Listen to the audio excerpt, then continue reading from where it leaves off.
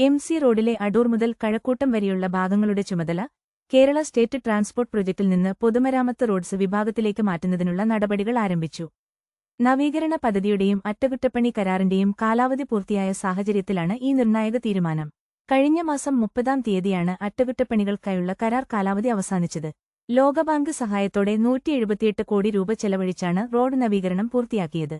5 വർഷത്തെ അറ്റകുറ്റപ്പണി കാലാവധി അവസാനിച്ചതോടെ പാതയുടെ പല ഭാഗങ്ങളും തകരാൻ തുടങ്ങിയ പശ്ചാത്തലത്തിലാണ് കൈമാറ്റ നടപടികൾ വേഗത്തിലാക്കുന്നത്. റോഡ്സ് വിഭാഗം ഏറ്റെടുക്കുന്നതോടെ ഇതിന്റെ ഭാവി അറ്റകുറ്റപ്പണികൾക്കുള്ള ഫണ്ട് പൊതുമരാമത്ത് വകുപ്പ് കണ്ടെത്തേണ്ടിവരും. ഏകദേശം 25 വർഷം മുൻപ് രാജ്യാന്തര നിലവാരത്തിലേക്ക് ഉയർത്തുന്നതിന്റെ ഭാഗമായാണ് തിരുവനന്തപുരം തൈക്കാട് മുതൽ ചെങ്ങന്നൂർ വരെ 127 കിലോമീറ്റർ ദൂരത്തിൽ പദ്ധതി ആവിഷ്കരിച്ചത്. എന്നാൽ നവീകരണത്തിന് ശേഷവും അപകടങ്ങൾ വർദ്ധിച്ചതായി വ്യാപക പരാതി ഉയർന്നിരുന്നു. നിലവിൽ റോഡിലെ ഭൂരിഭാഗം തെരുവുവിളക്കുകളും പ്രവർത്തനരഹിതമാണ്. ഇത്തരം വാർത്തകൾക്കായി ഞങ്ങളുടെ ചാനൽ സബ്സ്ക്രൈബ് ചെയ്യുക.